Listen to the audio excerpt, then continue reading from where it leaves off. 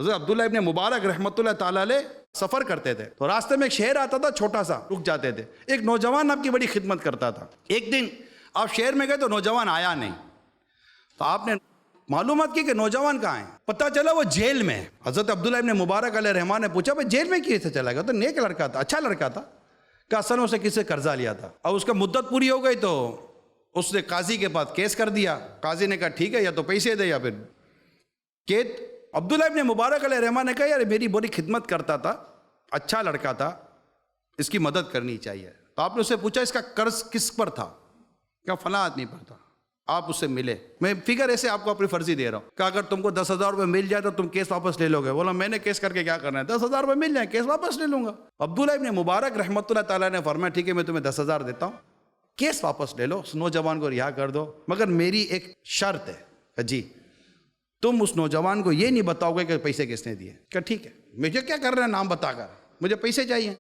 آپ نے پیسے دیے اور چلے گئے دوسرے شہر میں، نوجوان رہا ہو گیا۔ پتہ چلا کہ عبداللہ ابن مبارک علیہ رحمہ شہر میں آئے تھے، تو اس کو ہوا کہ مجھے یاد کیا ہوگا، میں تو گیا نہیں۔ تب کسی نے کہا تمہیں یاد تو کر رہے تھے، تو وہ آپ کے شہر میں آیا عبداللہ ابن مبارک علیہ رحمہ سے ملنے، معذرت کرنے کے لیے کہ حضور وہ آپ آئے تھے تو میں تھا نہیں۔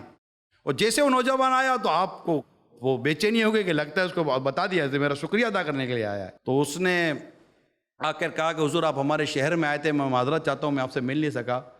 تو آپ نے فرمایا ہاں تم تھے نہیں، میں آیا تو اس نے کہا حضور مجھے جیل ہو گئی تھی۔ کیوں؟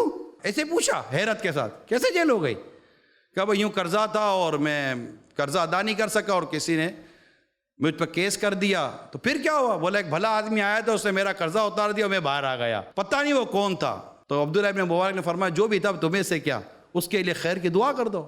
تو اسے خیر کی دعا کر دی۔ عبداللہ ابن مبارک علیہ رحمان نے آخر تک نہیں بتایا کہ تیرا قرضہ میں نے اتارا ہے۔ یہ چپ کر صدقہ کرنا، نہ بتا کر صدقہ کرنا، اپنے نام کو پیچھے رکھ کر صدقہ کرنا، لوگوں کی مدد کرنا، پیارے اسلامی بھائیو اس کے اتنے واقعات ہیں کتابوں کے اندر۔ میں کروں کہ آپ کرو، نظر یہ ہو کہ مجھے اللہ کی بارگاہ سے ثواب ملنا چاہیے، اور اگر 4 آدمی میں پتہ چلتا ہے تو آپ کی نیت سچی ہونی چاہیے کہ یہ میں نہ اپنے آپ کو نیک ثابت کرنے کے لیے بتا رہا ہوں، نہ حاجی صاحب، نہ نمازی صاحب، نہ سخی صاحب، نہ اعلان کے لیے، نہ شہرت کے لیے کر رہا ہوں، میں رب کے لیے کر رہا ہوں، مجھے رب سے اجر چاہیے، اور اللہ دیکھتا ہے کہ بندہ میرے لیے کیا کر رہا ہے۔ جو بھی نیکی کا کام کریں ہم اخلاص کے ساتھ کریں، اور اللہ ہی کے لیے کرنا ہے، کیونکہ ثواب ملے گا تب جو وہ کام اللہ کے لیے ہوگا۔